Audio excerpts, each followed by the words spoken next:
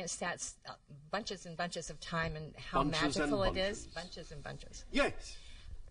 And then there are these other times where I've got things going on that confuse me. So I want to... That confuse you. That confuse me, okay. Yes. And I want to give it to you before you start...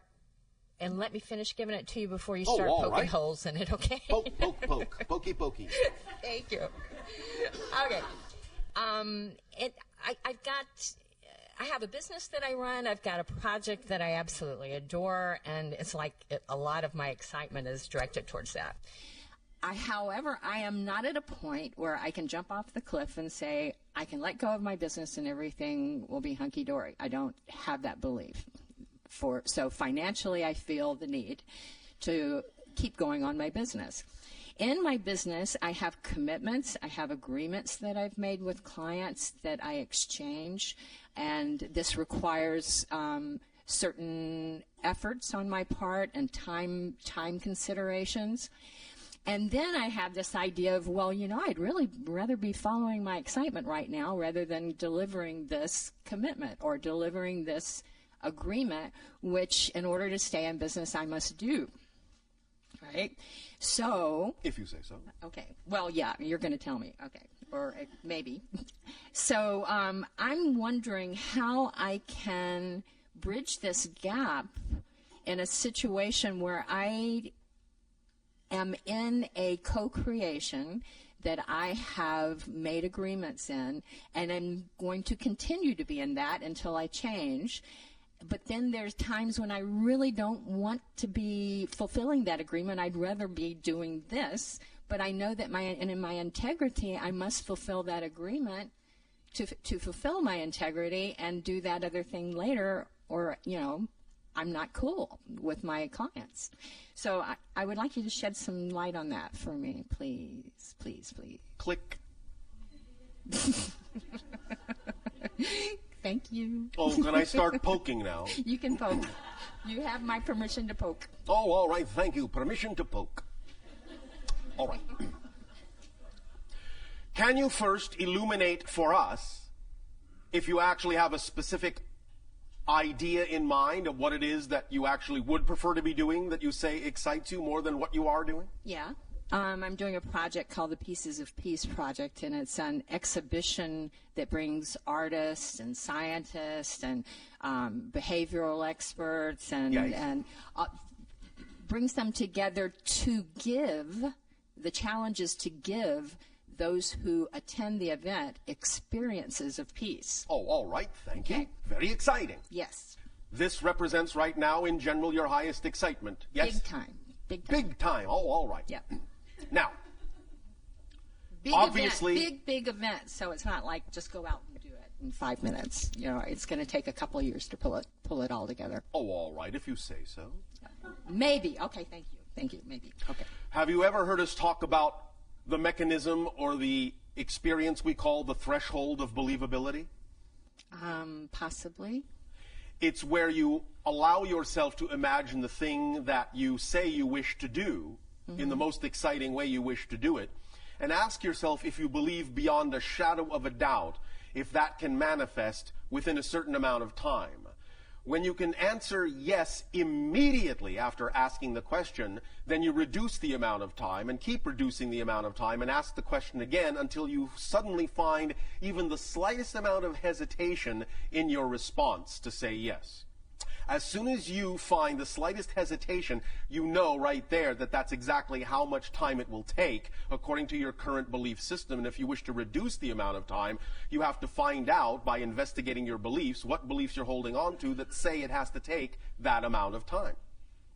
Once you have addressed that belief and have integrated it, you can begin the process again, and you may find out that it will actually now take less time than you thought it would by having integrated that previous belief. And you keep going down and down and down until there are no more beliefs to integrate, and whatever time really is remaining at that point that you feel is necessary will be the natural amount of time it will take according to the belief system you believe it's important to hold on to for your growth and your process at that point. Does that make sense? In other words, you're saying what I'm comfortable with in the sense and of what works for you, and and what is perhaps part and parcel of the theme that you actually need to explore with your current belief system structure. So if you're saying right now, I know beyond a shadow of a doubt that I can manifest this exciting thing absolutely no later than 2 years, yes, no problem at all. But then you ask, I know beyond a shadow of a doubt I can manifest this exciting thing within a year and a half, yes or no? Well, maybe. As soon as you hesitate, that tells you that that's how long it will take. And so you have to find out what would you have to believe is true in order for it to take that long. And many times you'll actually find that when you investigate the beliefs and integrate them and ask the question again, you'll sail right through that previous timeline and reduce it quite a bit. Because it is only the belief system that determines the timing of these things. Because everything is already instantaneously manifest. But then I only have so many hours of the day to And that's pull why this we huge say, thing and together. that's why Yeah. we say, when you truly follow your excitement and act on it, you begin to realize that excitement is the driving engine and the organizing principle behind everything. So if you're really acting on your excitement and you act on it to the best of your ability every day, every moment, whatever it is you actually have time to do that day is all you need to do. And whatever you don't have time to do that day by following your excitement, you don't need to do that day. Wait a minute here. Yeah.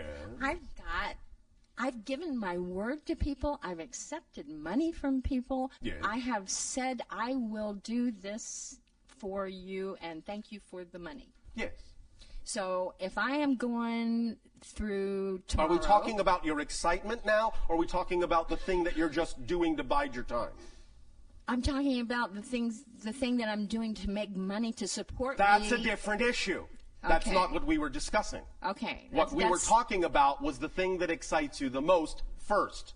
We said if you act on your highest excitement, it is an organizing principle, and whatever it is you're capable of doing in the direction of your highest excitement in any given day will be sufficient for that day. Okay, gotcha on that. Okay. In terms of doing other things you have said you will do, that's a different issue if you've laid out timelines in which you said you would do those things and made those kinds of commitments. Right. We're not talking about that. Okay. Now, Yes. nevertheless, the issue still is. If you believe that what it is you are doing, as you say, to support yourself, is what you believe you need to do, because right now you do not believe that the things that excite you can support you, then that's all well and good. And it's up to you to choose whatever it is that seems to be the most exciting thing you can do to support yourself with your belief system, and do it in the most exciting way you can. At least do that. While you are still choosing to do something you say is not fully representative of your excitement, at least do it in the most exciting way you can. Right. Otherwise, don't do it. Do something else.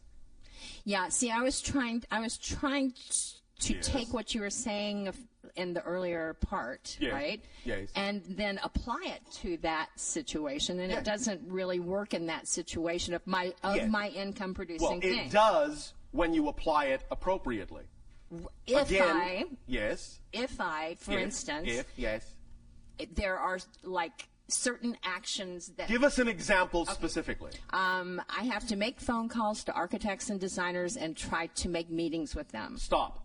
Do you enjoy any of that? Sometimes. Why do you enjoy it sometimes and not other times? Because sometimes I'd rather be doing my project than doing Why that. do you enjoy it sometimes? Do you notice that when I asked that question, you answered the negative side first, even though I asked the positive question initially? I'm noticing that now. Thank you. Okay. Why do you enjoy it sometimes? Sometimes I really connect with the person that's on the other end of the phone, and we have a lovely conversation, and it makes me feel good, and I make them feel good. All right. What about the other times is not exciting to you? When somebody gets kind of testy and like get off the phone kind of a thing. Now, let me ask you a very important question, if I may. Please. Are you ready? I am Are open. you sure? Yes. Thank you. Why do you allow others to determine how you choose to feel? Because I got this inner child issue.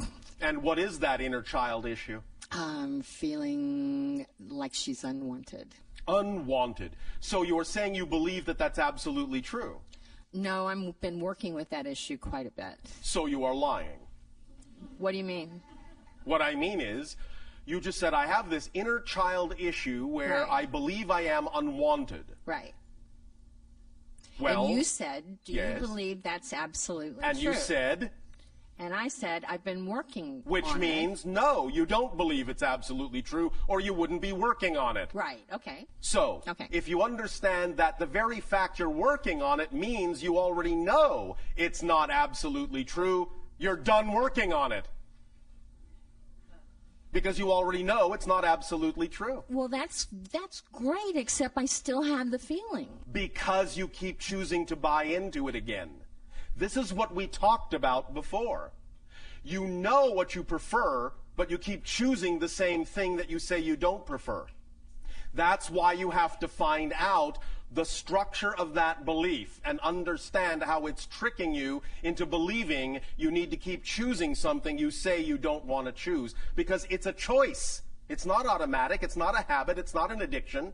You already know it's there, so it's not a pattern. Once you know it's there, it's not a pattern. Once you know it's there, it's not a habit. It's a choice. So you have to ask yourself, if you keep choosing it, why? Why are you choosing it? You must be choosing it for a reason. Examine the structure of the belief, and you'll find out what the reason is. Then you can stop choosing it once you understand why you keep choosing it. Okay, so you're saying that I'm choosing it kind of more on a little less conscious level? No. No? You see, that is the catch-22. You're actually choosing it completely consciously, but you are afraid to understand and acknowledge that that's the case. Because you are afraid to examine why you're choosing it, because your negative belief is tricking you into believing that if you actually take the time to examine why you're consciously choosing the negative belief, that you'll actually find something out that says it is true that you are unworthy. But you will never find that out. I guarantee it. Because if you were truly unworthy, you wouldn't exist. Right. So you are choosing consciously, but you're actually afraid to look at that. And that's why you are, in a sense, blanking out on it. It's not really an unconscious choice. It's just that you're covering it up. I can feel it as you say that. I Yes, I feel know. it in my gut. Yes, I know. Yeah. So that's why we have given you this permission slip to play with, so that you can expose the structure of that belief that is constantly reinforcing the idea of why you should keep choosing to buy into it. But that's what you're doing, and you're doing it consciously, because you actually don't believe that it can go any other way. Right. But since we have already established that the reason you're working on this to begin with is that you actually have an empirical knowledge that you are worthwhile, Right. then when you truly understand the mechanism we're talking about, you'll realize that there is no need for a process when you've already arrived at the conclusion. Many of your people are simply going off of the belief and the definition that when you discover a habit, that's the beginning of the process of changing the habit. It's not. When you discover a habit, you don't have it anymore. That's the end of the process. And if you understand that and define it that way, you will no longer experience any ramifications of that habit. But as long as you hold on to the idea that discovering it wasn't sufficient, that there is still something lacking within your ability to understand and absorb that, then you will continue to create a process for yourself. And that's all well and good, but I'm simply saying you don't have to. So that's up to you. But use the technique that we have discussed today, and you will find that it will help you. All right? Yeah. Yes. Thank you. Yeah. So on back to the question of the working the business thing, Yes. and sometimes enjoying it and sometimes Yes. not, and sometimes like really being pissed off because I can't do what I really want to do Yes, because well, I got to do this. you need to stop being angry with yourself, first of all. The only way you can change what is to accept and own what is as your creation. Right. And stop being angry at yourself for having created it. As long as you are angry at yourself for creating what you have created, you will never, ever, ever transform it because you're not willing to own it. You constantly push it away as if it has nothing to do with you. You cannot change what you do not own. You're right. Yeah, I can Yeah, I see know. that. I mean, I know. Sorry. I know you're right, but I see that. I see that you're right. Thank you. So, Okay. allow yourself to be kinder and nicer to yourself because you deserve it. Right. All right? Mm-hmm. Thank you. Great. Thank you for that. And then Sean Randall asked me to ask you a question, friend Yeah. of Daryl's. Yes, we know who Sean is. Okay. Wasn't totally sure. Her question was, in 2012, Yes. there's some attention going to solar flare activity. Yes. And she was curious about what, if you saw any unusual solar flare activity happening during that We will time. say, in a sense, that all that needs to be understood right now in delivering an answer to that question is what we said last night of your time regarding the whole 2012 scenario. Mm-hmm. So, she can refer to what we have already said, and that will be a sufficient answer for that question. Thank you. Thanks, Bashar. Hi, Bashar. And to you, good day. We have a question from our News for the Soul listeners. All right. This question is basically the question was, what have you and your people learned from your experience of interacting with us? And can you share something about that with us? As we have said, we have learned that you have chosen to experience a masterclass transformational experience on Earth of putting yourself in an extreme experience of limitation and yet still capable of transforming that. By doing that, you have demonstrated to us, in that sense, and to many other civilizations, that no matter what the degree of limitation that may be experienced in any incarnational life, it is always possible to transform it from the negative to the positive, no matter what. That is one thing that we have learned from you. Another thing that we have learned from you, as we have often said, are puns. Because our ancient language does not support puns. We enjoy the idea that your language does, and so we play around with that. And you're very good at playing with it, too. We always enjoy your puns. So how are you changed, you and your people? How are you changed within yourselves from experiencing us? It expands our understanding of all that is and all the ways it experiences and expresses itself. And any time we expand our understanding of all that is, we expand our understanding of ourselves because we are supported by the whole.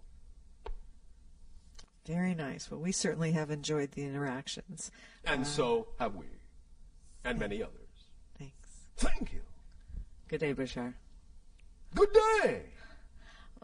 My family, my son, and I think in particular, have co-created a situation where he is... Speak up so that all may hear what you have to share. Where he is, at this point, classified as schizophrenic. Oh, all right. And... Me too. Oh, wait, so am I. Don't forget me! What did I just do? And What did I just do? lightened it up. Thank you. Yes. In a sense, that's actually your answer. But go on. Lighten up. I've gotten a lot of answers as a result of being here this weekend. But what else can I do to I know The idea fundamentally of what your people refer to as schizophrenia is simply the recognition that you are all embedded with multiple potential personalities. The idea simply is that when you haven't been taught how to allow them to communicate as a coherent whole, sometimes you can have split off or splitting phenomenology within some of those or between some of those personality structures. Because you are holographic, because you contain all sorts of different perspectives and personalities, the idea is to explore the notion of how to allow them to function coherently. But many of you will choose themes of allowing there to be a splitting or a separation between them so that you can learn how to bring them back together or experience each of those personality fragments on its own level, in its own right, in its own autonomous way, to appreciate them from another perspective. This teaches many other people many things about how the mind works, how the consciousness works. You understand? Yes. So in that sense, it is a great service. Well, I have learned immensely from it. There you go. But I would love to see him smile again. Oh, all right. Do this and see what happens. Okay. Is he willing to, for a small period of time, simply focus on you? Probably not. What is the briefest period of time you think he can sustain simply looking at you? Eye contact? It doesn't have to be eye. Okay. But just looking in your general direction. Maybe 5 seconds. Will he follow your hand with his eyes? Possibly. All right. Do this. When you catch his attention, do what you call the infinity symbol with your hand. Okay. All right? This can have the effect of balancing the hemispheres of the brain in such a way as to allow for momentary cohesion to take place between the split personality structures. If you will do, does he have favorite music? Sometimes. All right. If you It's can, heavy junk. if you can do this with a soothing piece of music, Okay. and do this just randomly now and then throughout the day, here and there, more and more you do this, you may eventually allow him to become cohesive enough so that you will actually see what you call an improvement of cohesion between the personality fragments. Okay. All right? Okay. Experiment with that and see what happens first. Okay. Thank you. Thank you. Also, how many times have you asked for assistance with this from your guides in your dream state? Probably not asked. No, I haven't. Do so. Okay. All right? Okay. You will have help from your guides with this and his guides as well. One moment. Does he have a favorite smell? Not that I'm aware of. Experiment and find out what flower he's most attracted to in terms of scent. Okay. All right? Okay. It may be something purple. Okay. Do you follow? Yes. Have the scent there as well while you're doing this. Okay. All right? Yes. Engage all the senses in that way. Allow them all to become coherently focused in that way, even a bit at a time, and it may entrain the personality fragments to start working together, to start all looking at the same thing at the same time. And as they do, they will develop communication links and bonds between them. Okay. That will allow them to become, over time, more coherent. Okay. All right? Thank you so much. Thank you. Yes. I'm sorry to interrupt, but I think I can help this woman. All right. Our family's business is holistic medicine, and my brother is a very well-known and respected researcher with plant medicine. All right. Then you may take advantage of the synchronicity that has also occurred within the group.